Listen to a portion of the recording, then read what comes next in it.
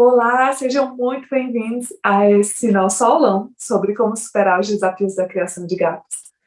Eu sei que tem muita gente ansiosa, né, curioso para saber o que nós vamos falar aqui sobre hoje. Nós vamos dar uma pincelada sobre muitos assuntos que envolvem a criação de gatos. Para quem não me conhece, eu sou a doutora Camila Ackerman, sou médica veterinária, trabalho com reprodução de gatos há mais de 17 anos e tenho aí trabalhado intensivamente com a educação continuada de veterinários, estudantes de veterinária e criadores de gatos. Eu queria muito começar o ano já com a corda toda, né? Já começar desafiando vocês, na verdade, para superar os seus desafios, a gente se desafia também. Então, desafiar vocês a, primeiro, manterem o pé no chão, entenderem que os desafios existem para todos, não existe uma criação perfeita, todo mundo enfrenta um desafio. E que, sim, é possível superá-los, mas entender também que outros desafios aparecerão ao longo do tempo, tá? Isso é muito importante para realmente vocês não desanimem. Não desanimem porque é um trabalho árduo e ele sempre né, ele vai continuar, ele não é uma coisa que você simplesmente zera. Todos os dias nós vamos acordar, nós vamos ter que limpar a caixa de areia, trocar água, trocar comida, fazer limpeza. Essa é a rotina. Os problemas, né, ou os desafios, eles sempre vão existir. Sempre vai aparecer um gatinho que vai estar com uma saúde debilitada, ou um neonato que vai nascer e precisar mais da nossa atenção. Eu começo pedindo um pouco de desculpa para vocês, porque eu estou meio fanha, eu tive uma gripe maluca, que evoluiu para uma otite, então, eventualmente, vocês vão ver aí uma alteração no meu tom de voz, mas é culpa dessa otite, tá? Então, vamos começar. Eu quero começar pontuando um pouco aqui para vocês quem são os criadores, porque eu sei que tem muitas pessoas aqui que são médicos veterinários, estudantes e até mesmo tutores de gatos que estão assistindo aqui. E os criadores, gente, são pessoas que têm gatos, né, que têm a intenção de reproduzi-los e tiram ninhadas. Existem, o que muita gente fala, é uma criação caseira, aquela pessoa que só tem uma fêmea e acaba cruzando com um determinado macho, seja de um amigo ou de uma pessoa conhecida. E aqueles que são considerados comerciais, que são, assim, em uma escala um pouco maior, tem mais de um casal, muitas vezes tem uma estrutura diferenciada. Eu sei que algumas associações não preconizam esse tipo de criação, tá?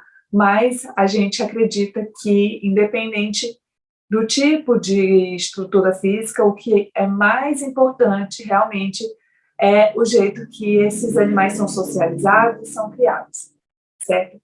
Então, eventualmente, você vai ver aí, a gente já nem usa muito, né, esse termo de criação comercial, já não se usa, porque a grande maioria já né, a gente fala, são pessoas que têm gatis de criação, gatis que visam o melhoramento da raça.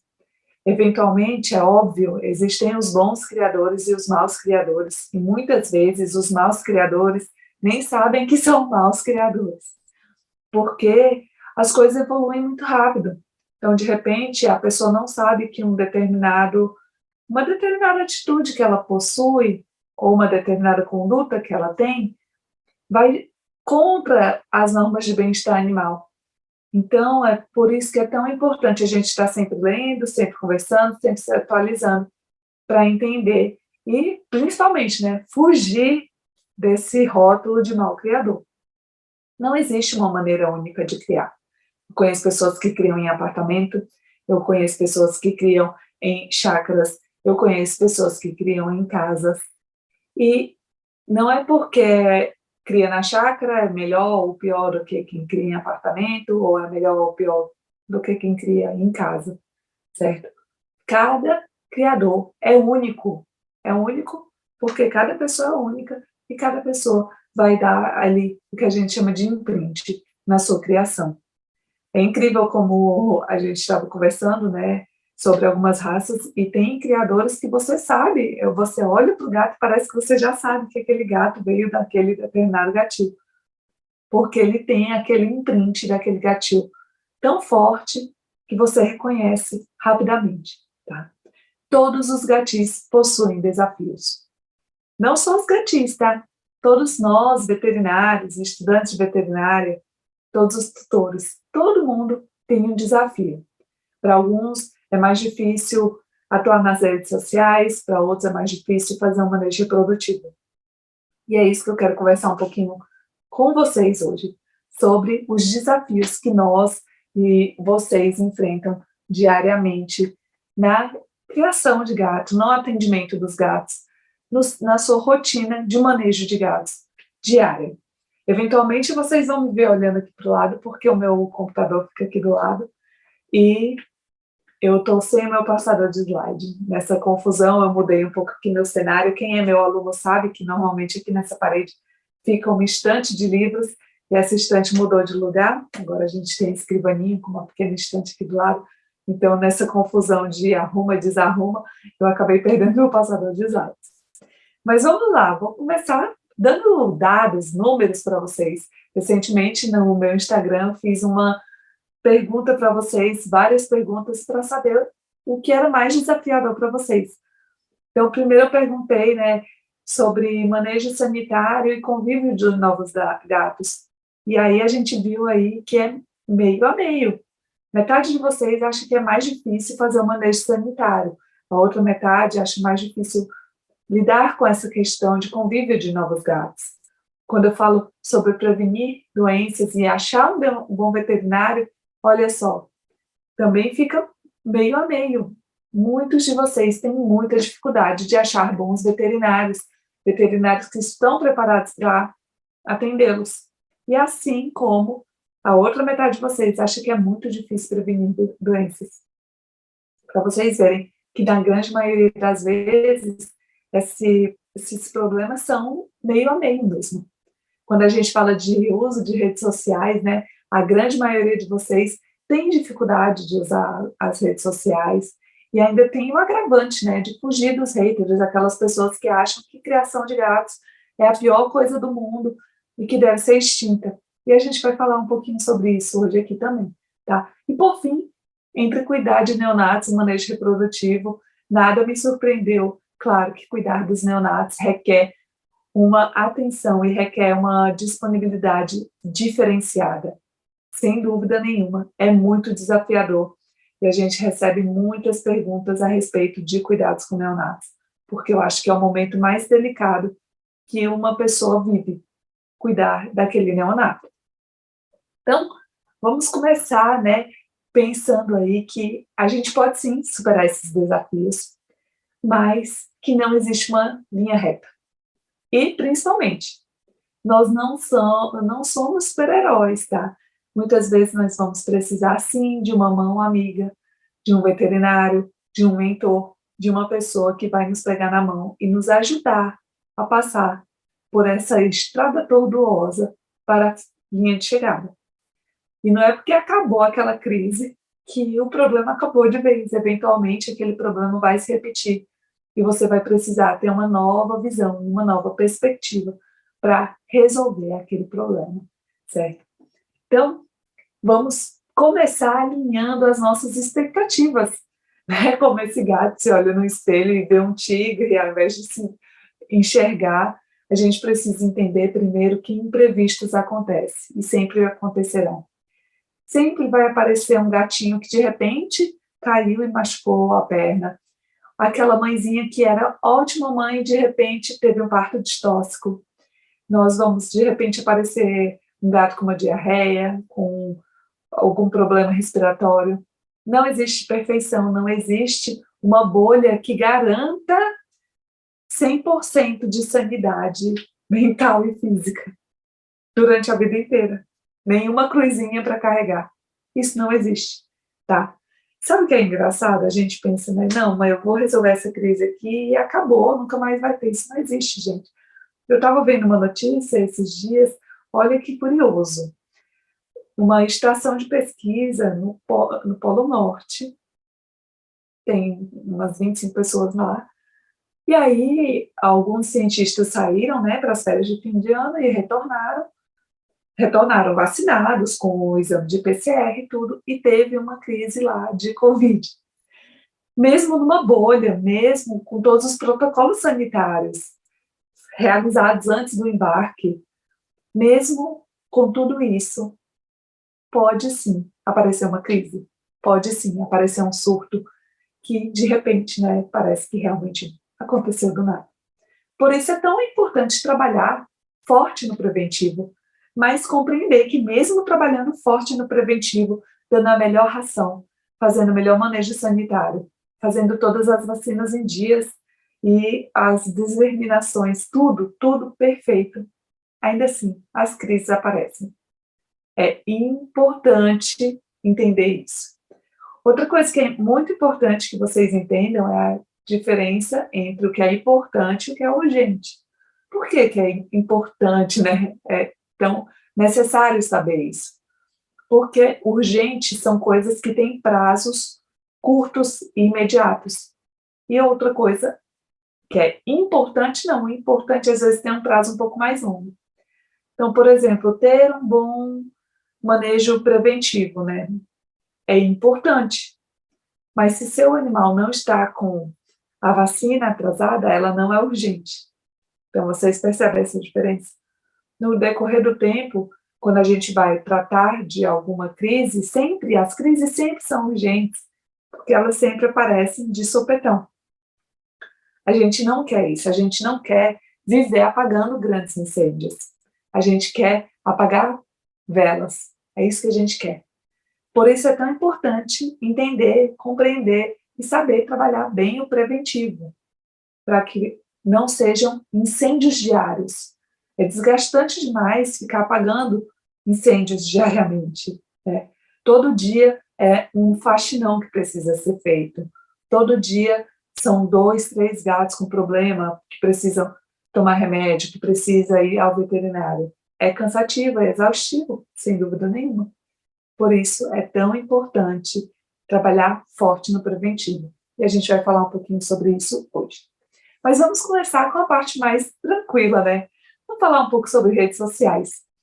Olha, as redes sociais vieram de uma maneira incrível. Eu tenho certeza que você não teria me conhecido se não fosse a rede social, salvo algumas exceções. A rede social conseguiu trazer aí realmente uma proximidade incrível entre as pessoas. Imagina só quando eu imaginar que 3.000 pessoas iam estar vendo o meu dia a dia, apesar que eu não mostro muito o meu lado pessoal, mas falando comigo diariamente. 3.000 pessoas tendo a oportunidade de conversar comigo diariamente. Não é louco? Imagina aquelas pessoas que têm 2, 3 milhões de seguidores. Isso é uma loucura. Mas as redes sociais, elas trazem aí uma verdadeira vitrine. Uma vitrine numa rua que simplesmente não fecha nunca. Um shopping que nunca fecha. Que as pessoas saem 3 horas da manhã, 2 horas da manhã, 5 horas da tarde, não importa. Elas podem entrar na sua lojinha, olhar a sua vitrine e pensar, eu quero comprar, eu estou com desejo de ter esse gato aqui. Então, vocês entendem o poder da rede social? A rede social, ela consegue realmente dar uma vitrine para vocês. E se vocês souberem como trabalhar com ela, vocês conseguem, assim, ter fila de espera para os gatos da sua criação. É importante entender que hoje, não vem de hoje, na verdade, essa mudança vem de uns 4 anos atrás, que antes o Facebook era muito mais forte, as pessoas estavam muito mais no Facebook, e hoje o público maduro, consumista, vamos dizer assim, o público que consome está muito mais no Instagram do que no Facebook. Quando a gente faz alguns testes, né, de publicidade, nós percebemos que a visualização no Facebook é muito mais de pessoas de mais de 60 anos. E eu sei que muitas pessoas aqui têm mais que 60 anos, mas eu garanto uma coisa para vocês. Pessoas acima de 45 anos tendem muito mais a comprar no físico, né, no mundo físico, do que no mundo virtual. pessoas abaixo de 45 anos, elas já têm uma tendência fortíssima a comprar no virtual. Eu mesma compro muito mais virtualmente do que entrando numa loja física. E o que isso significa, Camila? Por que você está falando isso? Porque eu sei que a maioria de vocês aqui ainda vende muito no Facebook, naqueles grandes grupos de gatos, né? Pessoas que gostam de gatos. Muitos veterinários ainda estão no Facebook. Eu não estou falando para vocês encerrarem a conta do Facebook, não. Mas hoje o Instagram é a rede social que vai monetizar muito, muito para vocês. Então, vocês têm que começar a pensar realmente em transformar o Instagram de vocês em um Instagram profissional. E isso significa uma coisa robótica, né? Aqueles posts engessados, aquelas coisas engessadas, não. O que uma pessoa que quer ver, né? O que uma pessoa quer ver no Instagram de gato? Querem ver como vocês cuidam dos gatos, como vocês socializam os gatos, querem ver os gatos brincando, querem ver os filhotes nascendo, os filhotes crescendo, o antes e depois, aquele gato nascendo e depois na família deles. É isso que as pessoas querem ver. Então, é importante que vocês, se vocês ainda não estão firmes, fortes no Instagram, comecem. E eu falo, é cansativo ser perseverante, porque é um trabalho diário, mas vale muito a pena. A gente tem aí grandes nomes da criação de gatos, que tem perfis enormes e tem muita lista de espera para os filhotes, devido ao trabalho primoroso que eles fazem no Instagram. Primoroso, você vê, você tem gosto de olhar aqui no Instagram. Alguns de vocês eu mesma abro lá para mostrar para os meus filhos, olha, vem ver o gatinho. Eu já sei exatamente quais Instagrams eu quero abrir para mostrar para os meus filhos quando eu penso em mostrar um gato, um cachorro para eles. Tá? Um ponto importante que vocês precisam saber é sobre a questão de clonagem e roubo de contas nas redes sociais. Nós tivemos casos muito sérios que aconteceram, né, com grandes nomes aí, a gente sabe, que trouxeram prejuízos consideráveis, não só para o dono da conta, mas principalmente para as pessoas que estavam achando que estavam adquirindo um animal. Então, é muito importante que vocês leiam e estudem sobre segurança na rede social, para que isso não aconteça. E mesmo lendo, estudando, tendo tudo isso, ainda assim, existe uma possibilidade de acontecer um roubo de conta do Instagram, por exemplo. Por isso, a gente sempre fala, o nosso pezinho tem que sempre estar em 2 barcos, porque se um barco afundar, o outro barco tem que segurar a onda. Então, estejam no Instagram, mas tenham também outras redes sociais. Tenham seu próprio site, estejam no TikTok, estejam no Twitter, tenham conta no YouTube, porque assim, se acontecer um roubo da sua conta no Instagram, você consegue, sim, avisar essas pessoas, avisar os seus seguidores que alguma coisa está errada e que as coisas, né, não estão bem e que eles não devem fazer nenhum tipo de pagamento, não devem, né, fazer interação com essa conta que foi clonada até que seja recuperado novamente. Um ponto bem importante das redes sociais é o que eu gosto de chamar de prova social. A gente tem o grande desafio aí dos haters, né? E por que eu estou falando isso ao mesmo tempo? Porque a maioria dos haters, eles se escondem, né, atrás dessa armadura das redes sociais, porque se ele te encontrasse frente a frente, eu tenho certeza que ele ia elogiar o seu gato e não ficar falando, xingando e falando que está tudo errado. Mas muitas vezes isso acontece, essas pessoas atacam, porque elas não veem o que a gente chama de prova social, que é vocês mostrando em vídeo, em fotos, os animais sendo bem cuidados, as condições de vida deles, as condições de higiene deles. Então, isso cria uma atmosfera de mistério. Então, a pessoa fica achando que talvez esse gatinho não seja tão bom assim, porque ele não posta foto dos gatos comendo, ele não posta foto da ração, ele não posta foto da água, ele não posta a foto da caminha. Vocês entendem por que as pessoas ficam desconfiadas? Eu conheci uma pessoa, ele faz transporte de animais, e ele contou que a esposa dele queria um poodle marrom. E achou um criador, não sei quem é o criador, mas era um criador de poodle marrom. E foi pegar esse tal desse poodle. E o lugar era tipo um sítio, uma chácara. Então o caminho começou a ficar estranho. Ele falou: Meu Deus do céu, onde que essa mulher arrumou esse criador? Eu tô achando que eu vou morrer. Olha, chegou lá, o criador não deixou eles entrarem no sítio. Veja só que situação. No meio do nada, o cara não deixou ele entrar no sítio. Eu sei que no final ele pegou o poodle e saiu dando graças a Deus que foi embora vivo. Olha só, ele falou que se sentiu num filme de terror. E eu não duvido que ele tenha tido todas as crises de ansiedade do mundo, com razão, porque esse criador escondeu tudo, né? Ele já mora escondido. E chegando lá, ele não permitiu nem mesmo que eles entrassem para ver como eram as condições de criação. Então, é muito importante que vocês estejam sempre preparados para receber visita. Sempre, sempre, sempre. E como é que eu vou combater esses haters, doutora Camila? Gente, hater, de verdade, a gente não discute, a gente bloqueia e deleta. Essa é que é a verdade. As pessoas que vêm só para atacar, elas não têm o mínimo interesse em saber realmente sobre a sua criação.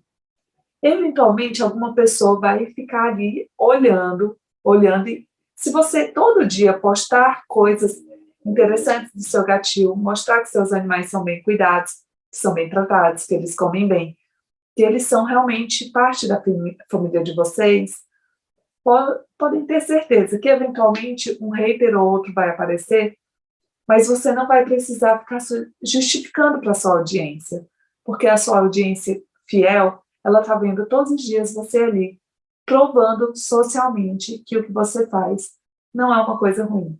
Você realmente sabe o que está fazendo, que você se importa, sim, com o bem-estar daqueles gatos, certo? Estejam nas redes sociais. Quem não está nas redes sociais hoje está perdendo tempo, porque realmente é o lugar mais fácil de encontrar clientes, são as redes sociais hoje em dia, certo? Vamos mudar de tópico e vamos falar do maior desafio de todos, que são os neonatos. Não dá para dar uma aula de neonatologia aqui, porque a gente está dando uma pincelada aqui em relação a alguns dos desafios, né? Mas eu quero deixar alguns pontos aqui para reflexão de vocês. Sem dúvida, o cuidado neonatal é muito específico e é muito difícil, não é uma coisa muito fácil. É preciso conhecimento, conhecimento, conhecimento e um pouquinho mais de conhecimento. Perder um filhote não é normal. É isso que vocês precisam entender. Ah, toda ninhada morre pelo menos um. Está errado. Não está normal. Não é normal. A taxa de mortalidade neonatal para gatos varia entre 6% e 10%. Isso é bastante coisa. Imagina se uma a cada 100 mulheres perdesse seu filho ao nascimento. É muita coisa. É muita coisa, né? E o pior, não é nenhuma em cada 100 mulheres. Aqui é uma a cada 10 mulheres perdendo seu filho ao nascimento. 10% é isso, um a cada 10. É muita coisa. Então, a gente precisa começar parando de relativizar a morte neonatal. Um outro ponto é que a maioria não entende que o neonato ele é emergência. E eu falo, a maioria, eu incluo nós, veterinários também. Às vezes a gente tenta dar uma segurada, colocar panos quentes, mas não, os neonatos, eles sempre vão ser emergências, eles têm que ser um atendimento imediato, tá? Urgente, urgente mesmo. O maior segredo da neonatologia, ou melhor dizendo, do cuidado neonatal, é o controle do peso. Com o controle do peso, você consegue perceber se aquele animal está realmente se desenvolvendo do jeito que deveria estar desenvolvendo. E as anotações, você precisa anotar tudo, gente, anotar o que deu, se suplementou, né, com o leite ou não, se a mãezinha está comendo, se não está, se a mãe teve febre, se não teve, se está vendo secreção, se não tem, se está se desenvolvendo no sentido de marcos do desenvolvimento, né, abrindo os olhos, os ouvidos, caminhando, fazendo as coisas como deveriam estar sendo feitas, né, ou melhor, como deveriam estar se desenvolvendo. Tudo isso tem que ser anotado, anotado, anotado, para que vocês percebam que há alguma coisa errada e corram para os veterinários no momento certo. Tá? A gente sabe que existem aí criadores que acabam não olhando, por exemplo, o filhotinho nasceu, a pessoa infelizmente nem olha a boca do filhote para ver se tem fenda palatina ou não. É um grande caso de mortalidade neonatal. Então, pequenos detalhes que não são tão detalhes assim são muito importantes para aumentar a sobrevivência desses filhotes. É muito importante. Ah, doutora, e como que eu vou saber isso? Conhecimento, lendo, lendo, lendo, lendo, estudando, estudando e lendo. Não adianta, gente, não existe aprendizado por osmose. Muitas vezes, quando eu era mais nova, eu ia para o colégio, na hora de ir para a prova, assim, eu ficava, eu pegava o livro e esfregava na cabeça. Será que se eu fizer isso vai entrar? E olha que eu era uma boa aluna, mas eu fazia isso, era quase uma superstição. Então, infelizmente, não funciona assim. Não funciona simplesmente esfregar o livro na cabeça. Não funciona simplesmente comprar o curso e não assistir a aula. Não funciona assistir a aula e não colocar em prática. Não funciona. Eu falo sempre, tudo que a gente assiste tem que ser um espelho, a gente tem que assistir, olhar o que aquilo ali pode trazer de benefício para mim, e olhar o que eu já estou fazendo ou não, e pôr em prática. Não tem como resolver, não tem como mudar, se você faz sempre a mesma coisa igual, certo? Então, o manejo neonatal, ele é muito complexo, sem dúvida nenhuma. Mas você tem que começar de algum canto. Comece aprendendo a ver o que é um parto normal. Ah, doutora, eu estou sem dinheiro, não tem como comprar curso. Não. Vai no YouTube. Gata em trabalho de parto. Assista vídeos, assista vídeos. Como que a gata está tendo a contração? Como que essa gata está lamendo esse filhote? Como que essa pessoa está pegando no filhote? Veja vídeos das pessoas amamentando os filhotes na mão, para entender como que deve ser a posição correta daquele filhote para ser amamentado. Tá? O manejo de neonato, ele é complexo? É. Ele precisa de tempo e disponibilidade? Precisa. Ele precisa de estudo? Precisa. Então, a gente precisa começar. Comece de algum lugar. Se você não tem como começar comprando um livro, vai lá no YouTube e começa assistindo vídeos. Vídeos de gatas tendo filhotes. Vídeos de pessoas cuidando de filhotes na mão. Mostrando como é um filhotinho com 1 dia de nascido. Mostrando o filhotinho com 10 dias de nascido. Certo? Esse aí é, sem dúvida nenhuma, um dos pontos mais importantes. Antes de passar aqui para a questão dos veterinários, eu quero falar uma coisa para vocês que é muito importante, que eu não lembro se eu escrevi aqui para vocês.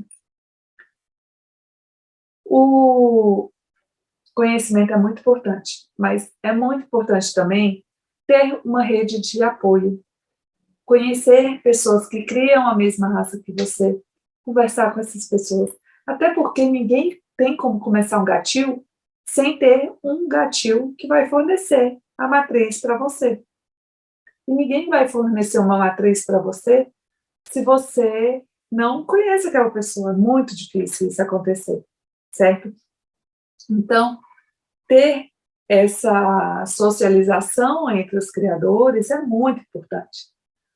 Entre os criadores, entre os veterinários, Ah, eu só quero conviver com um veterinário que trabalha com gato. Está errada, está errada. Porque no dia que alguém pergunta para o veterinário lá que cuida da parte de radiologia de um centro de diagnóstico, ah, e você conhece um veterinário bom de gato? Como que a pessoa vai te indicar se você não conhece outras pessoas de outras áreas? Então, por isso que é tão importante você conhecer, conversar com as pessoas, fazer esse networking do veterinário com o criador, do criador com o tutor. Porque uma pessoa indica a outra. Quantas vezes eu tenho indicado veterinários no meu Instagram? Quantas vezes eu não consigo indicar veterinários porque simplesmente eu não tenho para quem indicar naquela localidade? Inúmeras. Eu perdi a conta. Do mesmo jeito que eu indico criadores, quantas vezes me perguntam, eu falo, Ragdoll, coloca os arrobas lá. Persa, coloca os arrobas. Então, é importante sim, é muito importante fazer um networking, porque uma pessoa não consegue começar um gatil sem networking. Claro que, às vezes, você se sente sozinho, mas não tem ninguém na minha cidade que cria persa. Tudo bem, mas tem na internet, começa conversando. Eu tenho uma amiga que começou a criar uma raça de cachorro, que não é uma raça muito difundida, e ela começou procurando os criadores de cachorro, né, daquela raça específica, para saber como que era criar, como que eram as coisas, e eu sei que a maioria dos criadores é fechado e não quer falar tudo, não quer se expor. Eu recebo muitas mensagens de alunos do curso de manejo de gatis falando, doutora, muito obrigada, eu tinha muitas dúvidas, eu nunca tive ninguém que me falasse sobre isso, que é básico, mas eles não queriam falar comigo sobre isso. Então, tentem se ajudar também. Não se vejam como concorrência, se vejam como fortalecimento da, da categoria de vocês, certo? Pensem sobre isso. Outro ponto, né, é meio interligado, é em relação ao veterinário. Nós, veterinários, também temos esse problema, né? Existe veterinário perfeito? Não.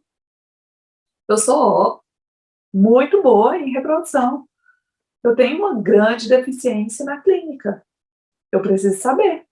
Um clínico tem que saber de reprodução, mas ele não precisa ser o melhor. A gente precisa alinhar nossas expectativas. Não tem como a gente colocar em um único veterinário toda a nossa esperança de que ele vai resolver todos os problemas do gatilho. Isso não existe. Não existe um veterinário que esteja tão aperfeiçoado assim em todas as áreas que ele vai resolver todos os nossos problemas. Então, eventualmente, sim, vocês vão ter que procurar especialistas. Uma pessoa que é especializada em dermato, uma pessoa que é especializada em comportamento, uma pessoa que é especializada em reprodução. É importante alinhar as expectativas, mas também é importante que vocês saibam conversar com o veterinário de vocês de uma maneira agradável, para que vocês expliquem para ele quais são as expectativas de vocês. O que vocês esperam deles, tá? Olha, doutor, eu espero que você me ajude quando vai ter um nascimento de uma ninhada. Eu preciso da sua ajuda. E eu quero saber se se o senhor está preparado para me ajudar com isso. Porque senão eu vou para esse aspecto procurar alguém preparado para me ajudar. Então, eventualmente, vocês vão precisar sim conversar com o veterinário de vocês para tentar realmente alinhar essas expectativas e falar para eles o que vocês esperam deles. É importante ter essa conversa. Lembrem-se que o veterinário, ele não é o responsável pela nossa condição financeira, certo? A gente acaba sobrecarregando os nossos prestadores de serviços com os nossos problemas pessoais. Imagina se a gente entra num consultório de um médico que fica falando, ai, olha, doutor, não estou podendo pagar essa consulta, tá tão difícil. E, assim, quem faz isso, gente? Ninguém faz isso. Ninguém fica falando do preço da Unimed para o médico. Então, a gente precisa ter aí um pouco de sensibilidade. A veterinária é uma das profissões que tem o maior índice de burnout, que é realmente desgaste emocional devido às frustrações da profissão. É muito difícil perder um paciente, é muito difícil ver que o nosso cliente está insatisfeito com o nosso serviço, é muito difícil. Então, alinhem as expectativas e sejam dóceis. Conversem de maneira amigável, para que as coisas fluam. Se você está na dúvida, doutor, eu não sei se o meu veterinário sabe fazer tal procedimento. Pergunte, pergunte. Doutor, o senhor está em condição de fazer esse atendimento? O senhor sabe fazer uma indução do cio? Você sabe fazer uma sondagem neonatal? E a partir daí, se movimente. Não tenha vergonha de perguntar, de pedir indicação no Instagram. Gente, olha, estou precisando de um veterinário de tal especialidade. Perguntem. Às vezes, o que você está passando, outra pessoa já passou e tem uma ótima indicação para te fazer. Tá? Então, reflitam a respeito disso, porque é um problema que pode ser facilmente corrigido, certo? Sem dúvida, o maior desafio é a saúde animal. O problema de saúde dos gatos, ele é desgastante, ele desgasta emocionalmente, fisicamente e financeiramente, porque realmente é uma questão complexa. Você tem que pagar os custos veterinários, de medicamento, você tem a disponibilidade de tempo para fazer o manejo dos gatos doentes. Então, a gente tem que trabalhar o preventivo. E qual é o segredo da prevenção da saúde animal? Em uma casa multicat, né? Essa que é a verdade, em um local que não tem só um gato. É aí que as coisas desandam. Porque você ter só um gato, a chance de ter doenças é menor do que você ter 10 gatos em um ambiente, certo? E aí, o que eu faço? Eu preciso trabalhar o preventivo. Eu falei a tríade da nutrição e hidratação, junto com os protocolos preventivos de vacinação, desverminação e o manejo sanitário, a limpeza ambiental. Não adianta nada eu fazer a tríade perfeita, ter a melhor ração, dar sachê todo dia com água flavorizada para a ingestão hídrica aumentar, fazer todas as vacinas religiosamente, certinha, sem um dia de vencida, dar os vermífugos, fazer controle de ectoparasita, fazer um manejo sanitário perfeito. E se de repente aparece um gato doente, eu não faço o quê? O isolamento dele. Acabou. Vocês entendem a importância de ter um local para isolamento? Porque não adianta ter a tríade perfeita, a tríade da saúde perfeita, se você não tem aonde alojar esse animal, que eventualmente vai aparecer doente, para isolá-lo dos outros. Não é uma condição perpétua. Ai, coitado. Ah, mas não é perpétuo. Ele vai ficar ali por um tempo, depois ele vai voltar à localidade dele. Então, entender a importância do isolamento para o controle daquela doença e a não disseminação daquela doença. E, principalmente, entender o manejo sanitário, de como não adianta nada também eu isolar, e na hora que eu acordo, a primeira pessoa que eu vou lá é limpar o quarto do doente, depois eu vou para o resto do gatil. Eu pego o patógeno e dissemino para o resto do gatil. Então, compreender o manejo sanitário é imprescindível para o sucesso da saúde animal. É imprescindível. A limpeza, eu gosto de falar, né, ela ocorre em 3 níveis. Ela ocorre diariamente, é um tipo de limpeza. Semanalmente, nós temos outro tipo de limpeza. E mensalmente, nós temos um terceiro tipo de limpeza.